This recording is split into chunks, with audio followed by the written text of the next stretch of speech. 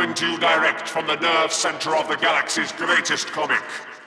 This is the 2000 AD Thrillcast.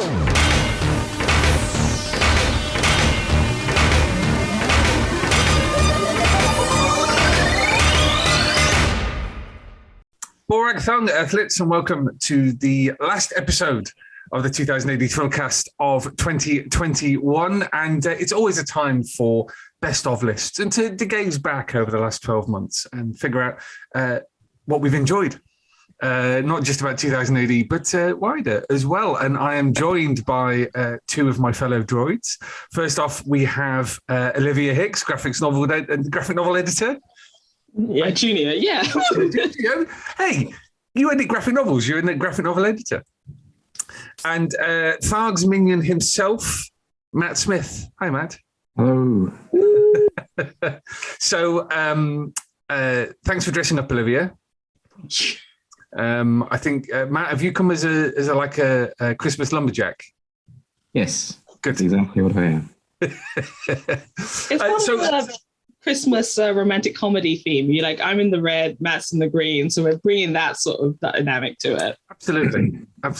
It's good to see that you coordinated. I thought it'd be actually just a bit of fun rather than just do a big interview and all this, that, and the other. Just talk about our highlights of this year and starting off with 2000 AD stuff, because it's been another hard year for an awful lot of people. And we've all continued to work almost exclusively from home. So, it's good to look at highlights of the year. Looking back on the last 12 months, Olivia, what are some of the things that stand out to you that you think people should pick up if they can? This is for 2000 AD then, okay? Yeah. So, okay. So I went through my bookcase, which only has the titles this year that I've edited. So it's going to be just like I edited the collections off. So it's going to be like a hit list of that. But I got to say, something that was like coming out in the Prague Weekly this year that I really enjoyed was Megatropolis. I think every time a new issue, the new installment of that came out, I was like, yes. My favorite bit has to be when Cassandra Anderson showed up as the medium. That was, I think, my favorite bit of inverted dreadlaw. I thought that was just like mwah, chef's kiss stuff. So I think that was like with my ongoing stuff. I think that was like the one that I was enjoying the most as it was coming out in weekly. I think also highlights. I very much enjoyed the Regine chopper is what I call it in my head, but like the chopper that was in the Regine episode we had the last Regine episode we had. By David Bally. That was really, really fun. I really enjoyed that. And obviously, Full Tilt Boogie was not this year, but the collection came out this year, and I very much enjoyed Full Tilt Boogie. So I think those would be my top picks for 2000 AD for this year. I mean, I hear you on particularly on Megatropolis, because I remember when Matt told me it was coming, I was like, why have we not done more Elseworld stuff with Dread? It's one of those characters that kind of screams for it. But Matt, did I have you on the podcast to talk about that? Didn't you mention that, we've not really done an awful lot of Elseworld stuff in the past? It's been a bit of a mixed bag, isn't it? Yeah, there's been the occasional sort of alternate special where we've seen like the medieval Dread, but certainly not of a sustained world as Megatropolis before. When it was first pitched, I imagined it as a sort of thing that'd be published as an original graphic novel. As a sort of, if DC were doing it with Batman, like Gotham by Gaslight or something, it'd be a prestige format original thing. But in this case, it was serialized. But that's the sort of thing that we were aiming for with Megatropolis. Because Ken's original idea for that, I love the fact that it came out. He just saw a picture of an Art Deco motorcycle, and he was like, "I will build an entire series around this concept." Yeah, and Dave Taylor because he'd done Batman Death by Design, which was purely all Art Deco stuff. He was perfect for it. So, Matt, what are some of your highlights of this year? Well, I have to be careful choosing highlights because these are like choosing your favourite children. I mean, everything that appears in the prog has gotten the green light from me because I like it or I like the idea. So choosing something not particularly, because it's better than anything else, but because it might be something that's stuck in my mind. Second series of Thistlebone, I thought worked really well. I was keen that it didn't kind of go over the same ground as the first series, which was a deliberate attempt to keep the main character out of going back into the woods, and so try and keep the whole atmosphere of it quite fairly different to the first series. But that I think it worked very well, and it seemed to go down very well. And Tom and Simon are thinking about a third series of that. Sorry, I have to look at my schedule for last year because I have to remember what came out. It's been a busy year, it must be said. Yeah. So and Noam Chomsky became sort of one of the sort of the breakout characters of the year after sort of becoming a sort of little supporting character in a Dread story. Suddenly he got his own series and became a favourite. So much so that Brian Bolland wanted to put Chomsky on the cover of the 45th issue. Amongst the regulars like Slane and Anderson and Dredd and Johnny Alpha. He said he wanted to put Chomsky on there. So that's testament to his staying power. Because he's on one of the records. The decks. He's on one of the records, isn't he? Yeah. And the other breakout character I'd say for this year has been Pandora Perfect. Mm. I can't believe I forgot that. Yeah, she's great. I do love Roger and Brett's work on that. I think it's entirely enjoyable. It's nothing less than fun, and both from the writing and the art. So she'll be back next year. With someone like Pandora Perfect, we've had two series break out of the regened issues into the main program. One was Full Tilt Boogie, obvious sci-fi space opera kind of stuff, but the other is Pandora. What's the essence of that which made you think actually this deserves a longer run as a you can kind of tell when the art's in and when the lettering's attached and you're reading it, you're thinking this is pretty good. This is great fun. So as an editor, I sort of think I'd like to see more of this, and also just the reaction from the readers. You sort of gauge what stories particularly are becoming popular, and Pandora was one of the more obvious ones from the regenes that was almost universally liked. So that's kind of what I went for. It feels like you've had the space to experiment a bit more with Regine this year than previous. There's been more new characters, new series that have come out this year. Yeah, I mean, it does. It kind of gives you the freedom to sort of do a pilot episode of something and see how it goes down.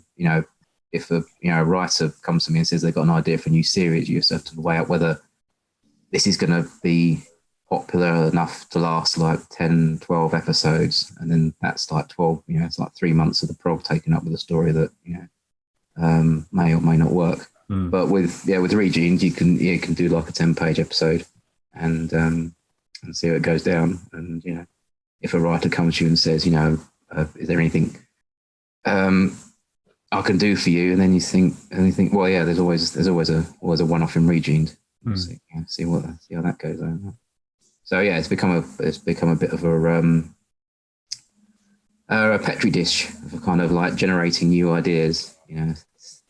Throw in different things, see what grows, and then it kind of contaminates the rest of the prog. Contamination is probably not the right word, but yeah, it spreads out into the regular weekly. Because I mean, they continue to be popular. The Regened books in terms of sales, and next year we've got another 2 collections of stuff coming up. Is there plus Department K?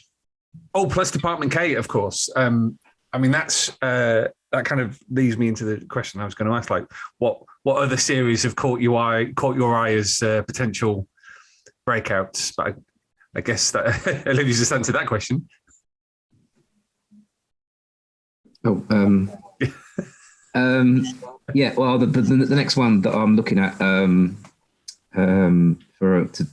go into the weekly is Enemy Earth, the series that Cavan Scott and Luke Horseman did in one of the last Regened. That seemed to have lots of potential, and the reaction to it seemed pretty positive. So that's the next one I'm looking at to grow out of Regened. So we'll see what other ones come up over the course of the next year.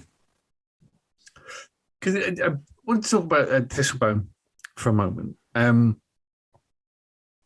because it may just be that it's because it's Simon Davis art, but when the first series started, I was like, okay, this is very much a Simon Davis vehicle for doing weirdness, because he did Stone Island a few years ago, and that kind of creeping, sinister horror kind of thing really worked. But as you say, the second series does something a little bit different. Why does it work? Because I mean, it's a question that I've asked lots of people. I think I've asked Tom and Simon actually. Why does horror work in this context in a comic book when normally people associate horror with jump scares and things like that? What makes Thistlebone work? Well, I think the folk horror element of it relies more on atmosphere than kind of the shock scares, which are difficult to pull off in comics. All you've got is a page turn really to kind of shock the reader. Other than that, it's very difficult to pull off the kind of things that you can do in films. But yeah, the folk horror genre that Thistlebone's part of is all about atmosphere and sort of like the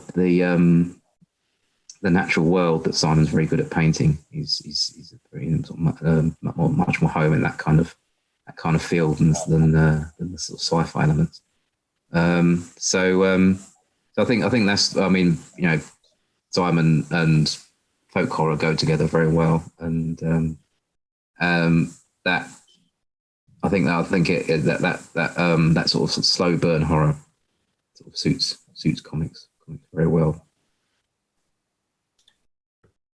Thinking about my highlights of the year, I'm gonna flag up Devil in War that Alish and Mike have been doing, just because there was I know there was a lot of doubt, a lot of cynicism about the character continuing minus John Smith, but I feel Alish has really done something interesting and unexpected, and it's kind of stuff in the Meg flies under the radar a little bit. It's a bagged product, so people can't necessarily flick through it in the shop, and so you're kind of relying on people who are buying it every month and subscribers.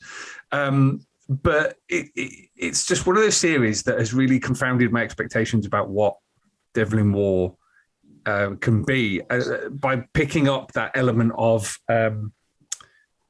duplicitousness in the character. You know, that kind of idea that he's lying as much as the demons that he's dealing with are lying, because he's used to dealing with demons, you know, and he's got these sort of grand machinations, and you think he's in trouble. And so it's this wonderful combination of, I guess, Lestat and Sherlock Holmes all kind of bound up together. And of course, Mike's artwork I've always loved. It's you know, always a delight. The couple of the other things, Hershey. Yeah. Just because it does something unexpected with the character. You know, finally she's not a supporting character anymore. She's got her own thing going on, and I love A Tale of Revenge. Yeah. And the colors work so well in Hershey. Like it's like almost like postcardy, sort of like those sort of like old tourism sort of adverts, sort of hot colors. I'm absolutely in love with the color palette that Simon Fraser uses on it. I think it's great. It also reminds me a little bit of old comics. You know how some pages would just be printed in green or red or blue, just.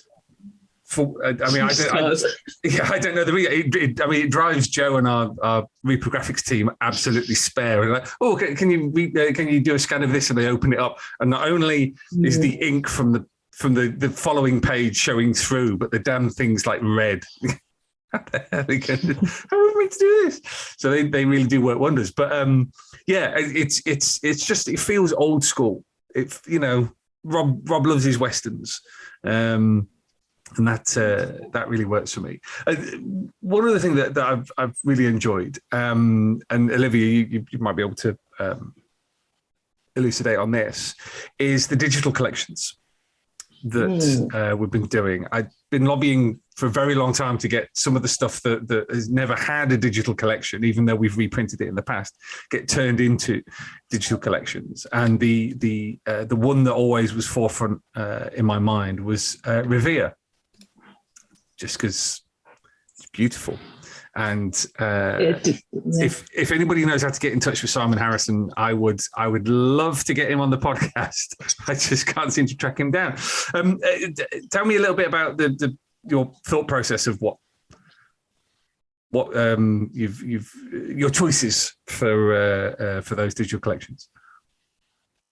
Oh boy. Well, I think it wasn't just me. It was like as an editorial team, we kind of came together and thought about stuff. I think we were trying to think of stuff that people, that there was like a lot of love for, that people really enjoyed and wanted to see, but it was perhaps like sort of a lesser known 2000 AD sort of strip.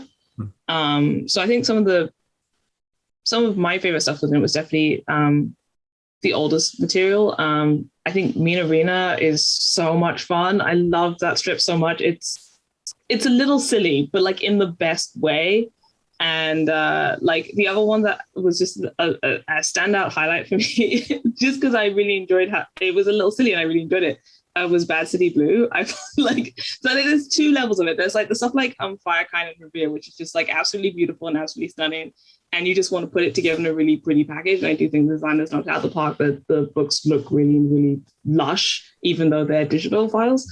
So there's like Firekind and like Revere at the top end of that. They're like just high art. I mean, like Paul Marshall's work on Firekind is like out of the park. Every single page is so beautiful. And the same as Simon Harrison and Revere. It's like just the most beautiful artwork. And then I just really enjoyed spending some time with like the hard macho men of like Bad City Blue and Mina Rena. But those stories that they're kind of silly, but they're just really enjoyable. And I don't know it's like a 1980s action movie with all the silliness that entails. And they're just so readable. And I would petition for a Bad City Blue reboot in a heartbeat. I absolutely loved that one. I thought that was so much fun. So yeah, I think it's just trying to fun comics that look really nice. I can't describe it more. I wish I had more to say than that, but it was like a full team decision. It wasn't just me by myself. I mean, Bad City Blue, Robin Smith gets a lot of stick for his well, has had a lot of stick over the years for his artwork. I think sometimes that's as much down to the fact that he was when he was drawing stuff for 2000 AD, he was a contemporary of Brian Bolland, Mick McMahon, Ron Smith.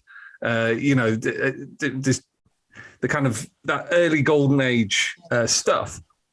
But you look at Bad City Blue, and it's slick and it's stylish, and it feels like it has meat and depth to it, you know. And the designs there, and I just love that whole thing of like, there's this asteroid, and there's the city on the top. and that's there's the evil tentacles, and it's great. We will accept no further questions, my lads, you know? That's just how it is. I've been going for Mean Arena 2 for Digi for next year, and it was like, it's like so brutal and so hardcore, and like people die all the time, but also they're playing because one of the prizes they can get is a video game console. It's like that sort of 1980s TV cash prizes, like, you know, bullseye sort of level of prizes, but mixed with this super gritty revenge thriller in sports. It's just like galaxy brain. Tom Tully was just galaxy brain when he put all that together. It's amazing. Well, you know, it's that kind of it's Running Man before the Running Man movie, but very, very British. You know, the Southampton Sharks, for example. And of course they did that. They did that competition, didn't they, Matt? Where readers could send in their suggestions for like local teams, and few of them made it in. Yeah, there's a lot of readers' art of their own hometown versions of the teams. Interesting thing that Steve McManus said, that he doesn't consider the Mean Arena to be future sports, unlike Harlem Heroes, because it's quite sort of down and dirty and gritty, and sort of it's actually set in 2021.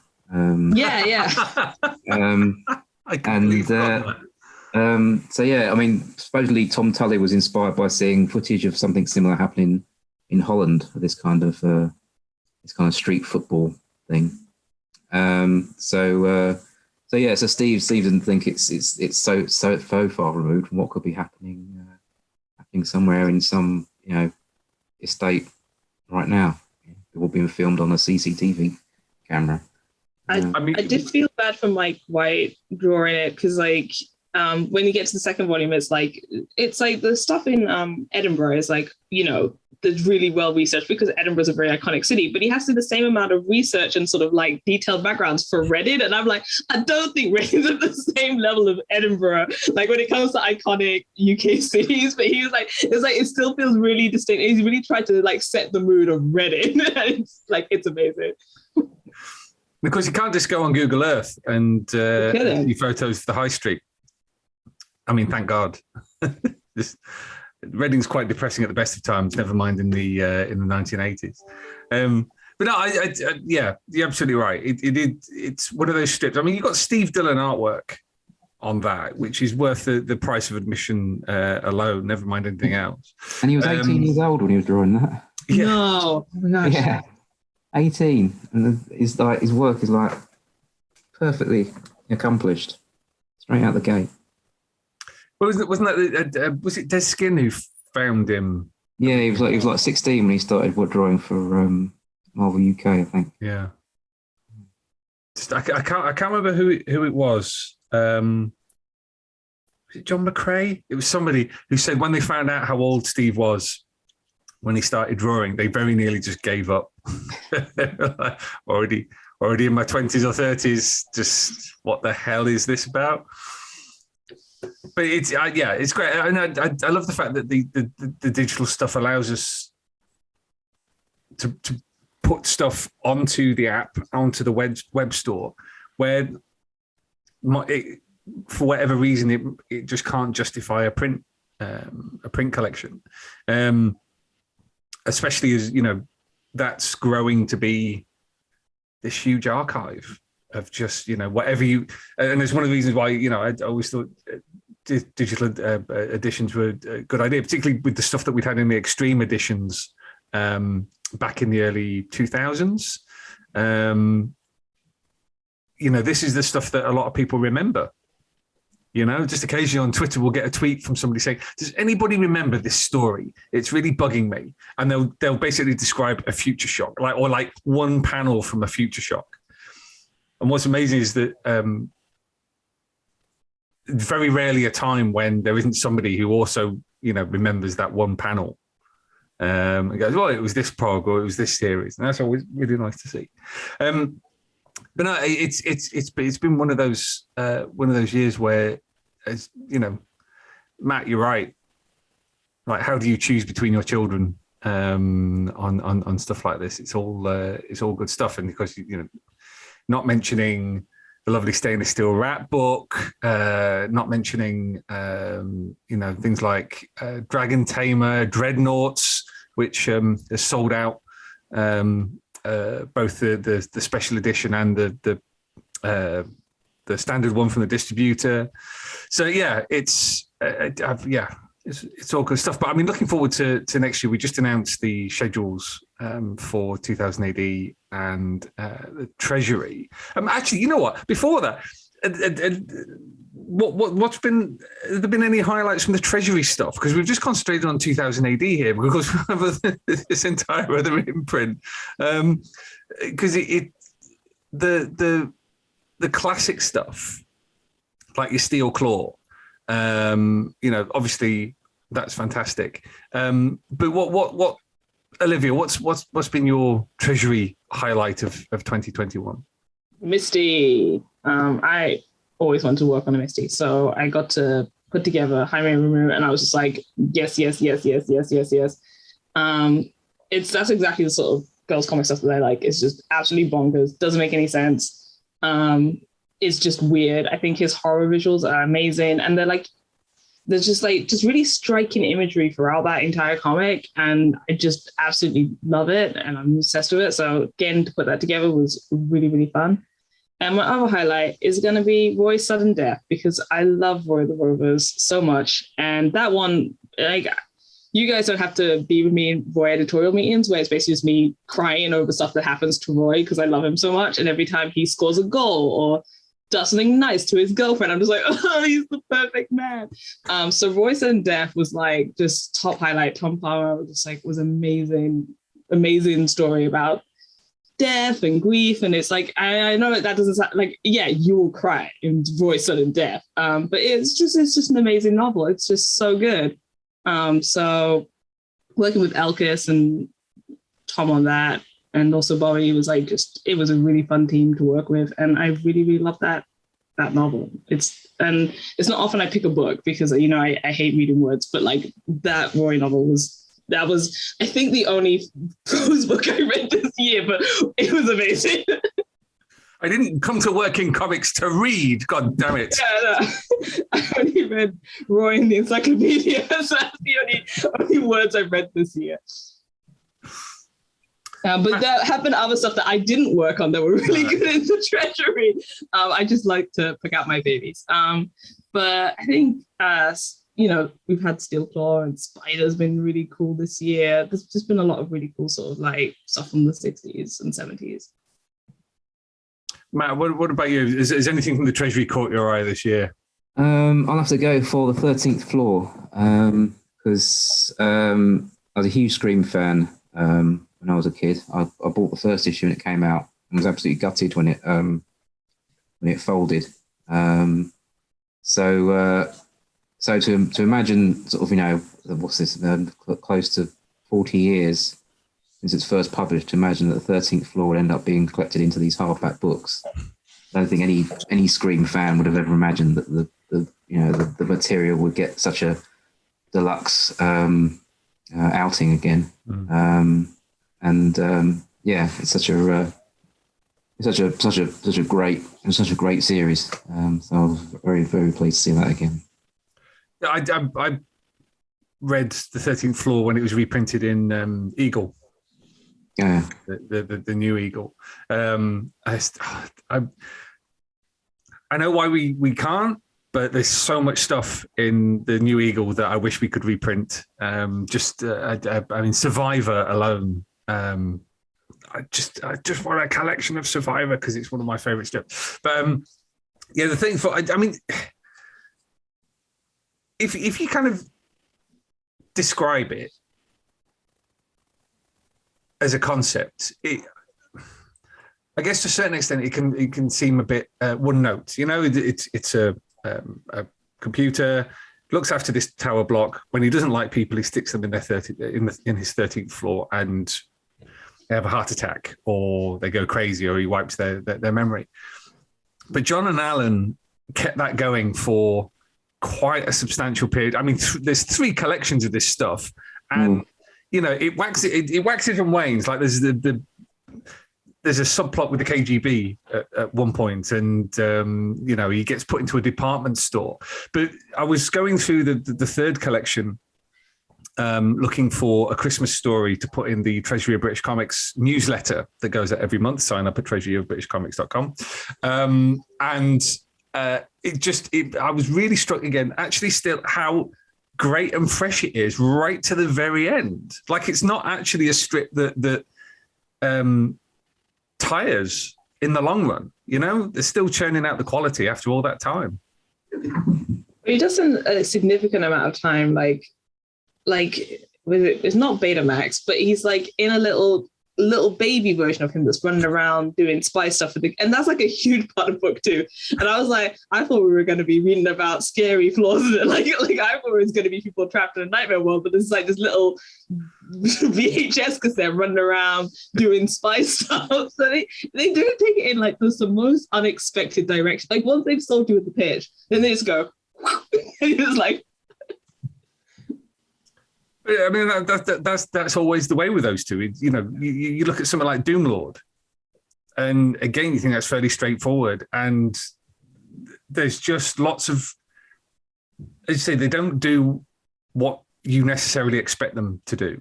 I still love the fact that John nearly vaporized Leeds at one point. And it's just this single, I think I've mentioned on this podcast before, there's this single panel where it's the 2 Doom Lords who are going after Vex, and one of them says, you know, what of Leeds? And the other one goes, later for Leeds.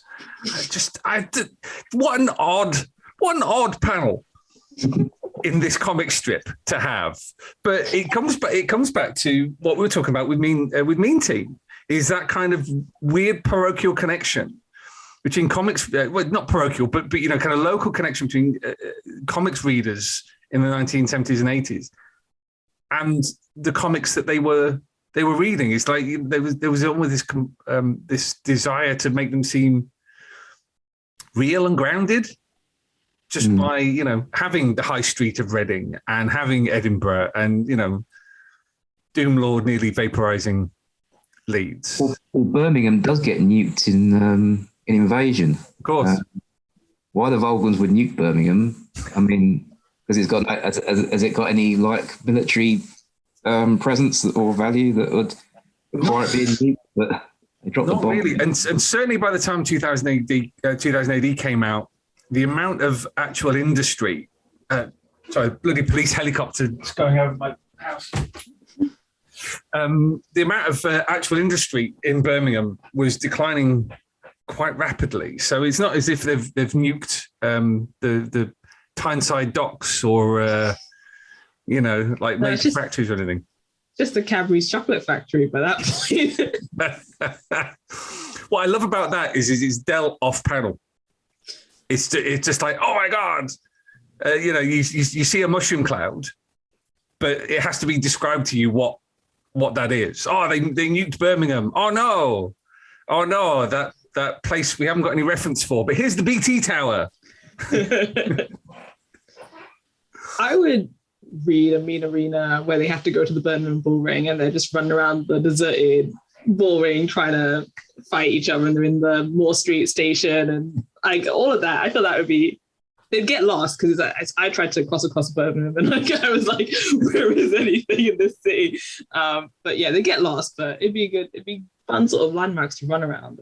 I mean, there's a kind of runaway youth / hyper consumerism reboot just waiting in the wings for Mean Arena. I feel, you know, on the dystopian streets of Oxford. where there have been riots, many riots over the course of the last few hundred years. What was I going to ask about that? Oh yeah, Matt, the AD 2000 dummy that we give to that we send out to Combi print subscribers. That's a really interesting artifact. Do you want to? I mean, that's sat in your desk drawer for at least as long as I've been working at 2000 AD. Yeah, well, it was Alan Barnes that found it when he started editing the magazine back in 2002, and he commissioned David Bishop to write Thrill Power Overload. I think he was rooting around in the archive, and he came across the original 2000 AD dummy. So we had that in the office, and then it's kind of like been sat in my desk drawer ever since, along with some of Alan Moore's original scripts for Halo Jones, just in a random brown envelope. It's a real piece of 2000 history that now subscribers can own for themselves or facsimile. 2000AD.com/subscribe. What I found fascinating about it was not necessarily the differences, but actually how clear the vision of what it was going to end up being was. Even at that stage, even when they were asking for a green light, you've got clear similarities with what actually happened with Prog Ones. It kind of, I don't know, brings out just the solidity of that first issue. Yeah, I mean they were kind of working from what they'd done with Action and other sort of anthology titles of the time. Have a killer animal story in there. Shaco have a sort of a gritty urban thriller in like Invasion, and then bring back Dan Dare for the sort of the marquee value. But yeah, I mean it was very much put in place in right there from the start of the kind of tone they were going for. The Dan Dare of the dummy issue, so fresh faced. He looks like a little cherub on the front cover. I absolutely love it. Speaking kind of outside of 2000 AD, is there anything that's kind of caught your eye? I mean, I'm a bit like Olivia. Like I've not had any time to read anything over the last 12 months. But yeah, Matt, has there been anything from this year that really stood out for you in terms of? I read Ed Brubaker and Sean Phillips's The Fade Out, their 1940s Hollywood graphic novel, which is very good. I've been sort of working my way through the Brubaker and Phillips series, like Kill or Be Killed and stuff like that, which I'm enjoying, and I'll move on to some more. But yeah, The Fade Out was the one I read this year, which I really enjoyed. I'm just finishing Providence, the Alan Moore and Jason Burrows Lovecraft book, which is very dense. No kidding. And very unsettling. The thing about Jason Burrows' artwork, it's very clean, but at the same time, it slightly unnerves you. It's the same with Neonomicon, which was unnerving and disgusting and horrible. But well worth the read. Olivia, what about you? I think for me, it was, this is just going to be completely opposite end of the scale, I think, in every single way. This is a book called Goodbye Battle Princess Peony, which is by Mira Ongchura, who's like one of my all-time favorite creators. And it's like those books that you like back on Kickstarter, they don't show up ever. And it's about sort of, I can't even describe the plot because you don't read, like she did Road Queen Eternal Road Trip to Love, which is like just one of the best comics ever released ever on Kickstarter only. But this one was about, it was like a battle, it was like some sort of intergalactic, I can't even remember what the story, my brain's fried. I've been living off panettone for the last 4 days, but like it was something about like intergalactic princesses who have to fight each other, and then one of them ends up in the bad one's dimension, has to go to school and learn how to be a bad one in order to get back to her kingdom. It was something, it was just everything. It was a lot of stuff crammed in, but I read it. I got to the end of it. I was like, that was good. I'll read that again. But yeah, just not a lot of stuff that has come out this year that I've actually managed to read this year. I've been working through the Rose of Versailles giant omnibus manga collections, which are like 1970s Marie Antoinette being retold in manga format, and it's so good. If you like, I guess, 18th century French history, it's like really well done. You're speaking my kind of language. What's going on? It's so good. It's just like an insect character, Oscar. But otherwise, it's like if you want to see Madame du Barry and Marie Antoinette fight in manga, 1970s shoujo manga visuals, and it takes like 100 pages of them to fight, it's amazing. And it's just like the pearl of the necklace, and it's just as bonkers as the actual history was. It's amazing. Other than that, I read Jimmy Olsen, the Jimmy Olsen Matt Fraction thing, finally, which I really enjoyed. Yeah. Basically, I want that, but with Supergirl canon, and then I'll be finally happy. And there was something else I read this year that was really, really good. No, I think that's the end of my brain on that one. But a couple of different things. I mean, I feel you. My brain is just a small charred piece of rock by this point. It was the Webtoons. The Webtoons DC Bat Family the Bat Family Webtoons they did. Okay. This was the event. If you were on Tumblr in 2010, this was the event of the year. It was a slice of life webcomic about the Bat Family that DC are putting up on Webtoons every week. Right. And they just fight over cookies. It's just like very simple slice. It's like everybody just wanted a slice of life Batman stuff.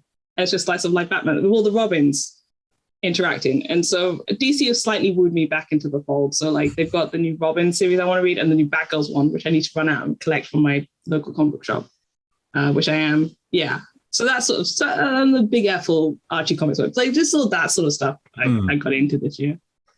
Yeah, I found it impossible to keep up with any regular titles really this year. I get them sent down from OK Comics and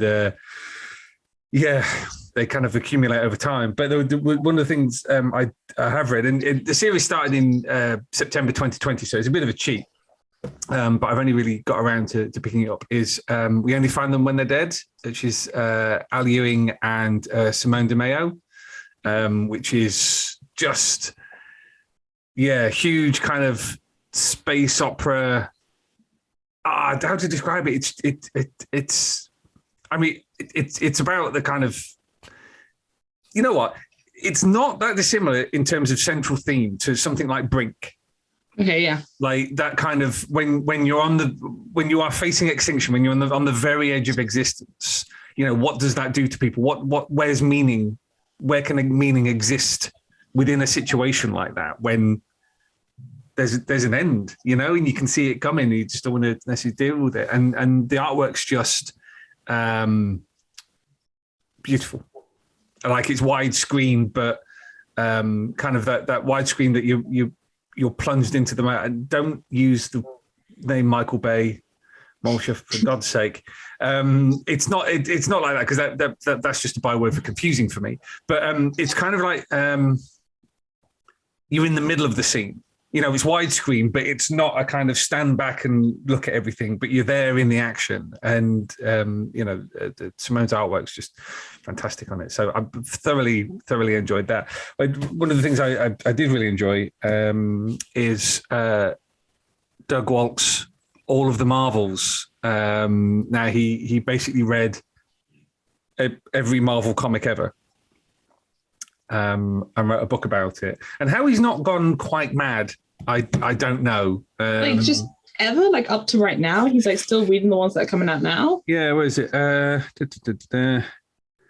Yeah, that's what Walk did. He read all 27,000 plus comics that make up the Marvel universe thus far, from Alpha Flight to Omega the Unknown, and then he made sense of it. Yeah, it's really excellent. Why would you do The look that? on your face. It's like, what? Yeah, he did. Oof. That's a dedication. Like I said, I don't know how he's not gone mad. I mean, he said a little while ago that some of them are trash. Like some of them carry no quantifiable benefits or positives. But he kind of it's the idea of all of those comics technically existing within the same universe and being part of the same grand narrative, and you kind of think about it in terms of sagas and mythologies. It's, Sorry, can I just, sorry, I have just a question about this one. So is this starting just from like 1961 with Fantastic Four? Is he going back all the way through to the Captain America, like original Atlas comics? The superhero comics that Marvel Comics has published since 1961. Okay. Right. I was like, that's really hard to get. Douglas Walker notes, the longest continuous self-contained work of fiction ever created, over 500,000 pages to date and still growing. I mean, none of that makes it sound any less crazy, if I'm perfectly honest with you. But yeah, so that's a recommendation from me. Looking ahead to next year, which we started doing but then stopped. We've announced the schedules. What are some of the things we're most looking forward to? Because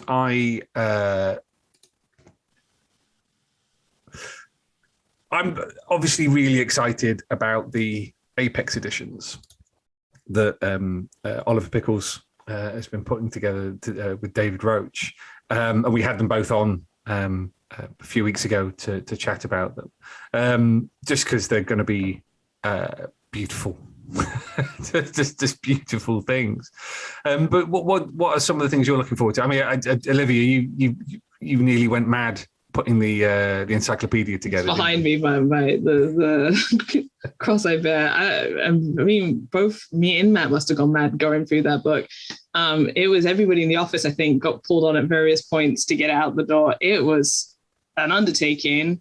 I don't envy you having to be the original commissioner like that. That was a big book. That was a big book. So it's huge. It's huge. It's like, it's ridiculous. It's so big. So that's a big book. That one fried my brain. That's the reason I can't read books. Like that's why I'm like a mess at the end of the year, because that one was like a very high pressure situation to get out. But in terms of other stuff that's coming out that I'm looking forward to, I think there's Catgirl, which is one of my favorite classic superhero comics on the girls side. So that is somebody that's a character I've been in love with for years. So I'm like so excited to do Catgirl as a collection on the Treasury side. We're like working on 2023 stuff as editors, so I'm like can't remember what we just announced. I'm like what is on the schedule? I'm excited to Brink. I won't be lead editor on that, but I'll probably read it when it goes out to print. So Brink I'm excited about. Lawless I get to be lead on for the book collection, so I'm excited about Lawless. Regene's. I'm always excited about Regene. Reading 3, I've done a puzzle section and I'm so proud of it. And I'm just like, this puzzle section is everything. So I'm really excited about that puzzle section. I'm going to pull up the schedule and see because I'm forgetting stuff that's coming out. It was nice to do Essential Dread, a Dread versus Death I got to do, which was a lot of fun because it was the classic Bolland Anderson stuff. So that was really cool for me as an Anderson fan. I'm sorry, Matt, but Matt, you better chime in with your stuff because I've forgotten the schedule. The big thing certainly for the first part of the year is the 45th. So we got forgot about the I was like, I know there's so much stuff happening, but I can't remember it. It is the 45th. Yeah, that would be the one. So got the start. Yeah, they've got the start of a new Dread by John Wagner and Dan Cornwell. Citadel, which is event reading. Make an appointment with your thrill merchant to get your copy because that's going to be good. And then the same issue, we got the start of the next Brink, Book 5, Mercury Retrograde, which takes a slightly different angle with the series. And sort of sits slightly. It follows a journalist who witnesses the events of Brinkman's murder in the first series, and then follows his own path, investigating corporate corruption and what the sects are up to on the habitats. So it's got a different lead character for this series. That's a whopping 24 parts. So that'll go through February, March, April, up to June, I think. Blimey. So yeah. And then we got what else we've got coming out later in the year. We've got Ken Niemand and Tom Foster returning on the Dread story, An Honest Man, which is like a sequel to A Penitent Man, when the character that came returned from Titan, and whether he's up to no good or not. Then there's what else have we got? You teased a couple of things in the Christmas prog, which is out now. There's and we got I got a zombie event coming in September, in which takes a slightly sideways look at what happened, at the end of Judgment Day. The things could have happened very differently. We get to see various 2000 characters as we've never seen them before. You should work in marketing. Yeah. So that's another big event to look forward to. I'm excited about. I remembered a book, the 45th anniversary art book. I think is going to be so cool. I'm very excited about that. Because you've got some quite big names for that, haven't you? Yeah. I don't know how much we've been how much has been announced yet. Stay tuned. Let me have a look at the listing. So Jamie Smart, who does amazing Bunny versus Monkey. Hannah Templar, Mike Allred. Yes. People will know Kevin O'Neill, Rachel Stott. These are all big recognizable names. So Phil Noto and Francesco Francavilla. What? Yes. That sounds good. I love both of their work so much. It's just like a wish list of like, who do you want to work with at some point? John Allison. I was so excited to work with John Allison on something. There's more people as well. I can't, because it was divided. Commissioning was divided between 3 editors, so I don't think I'm not as good on what everybody else did. It's like this running theme. I only know what I'm working on at any one time. But yeah, it's some really, really cool stuff in there. Yeah, I was surprised we were doing something like that, because it's something that's always been suggested, but it takes a lot of work. A bit like the Apex editions, it's the idea is, the ideas are 10 a penny, but actually putting things together is a whole different ball game, really. And seeing Oliver go slightly crazy, trying to get the Bolland book out the door, but massively looking forward, as I said, to the McMahon one. Well, look, we've been through our favourites of this year and what we're looking forward to next year. So thank you for chatting away, and I guess it's the end of 2021. Another rough year. Fingers crossed. 2022 is slightly better, though. Yeah, signs are a bit up in the air. But to all of our listeners and watchers on YouTube, thank you very much indeed for sticking with the 2000 AD Thrillcast, despite our occasional little blackouts. Really appreciate you taking the time to listen and spread the word, and for the feedback that we've had. So thank you. Thank you for sticking with 2000 AD. and the Treasury of British Comics as well. And without much further ado, I guess it's time to wish you all a very happy Christmas. And here's to 2022. So thank you very much to Matt. Thank you. Merry Christmas, Earthlet. And we shall see you in the new year, Earthlets. Splundig, Verthrig.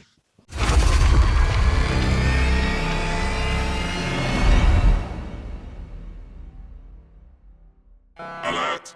Alert! Alert! Fill power levels dangerously high. Alert! Alert! Read 2000 AD every week. Ask your comic book store or newsagent now. Subscribe to the galaxy's greatest comic at 2000ADonline.com.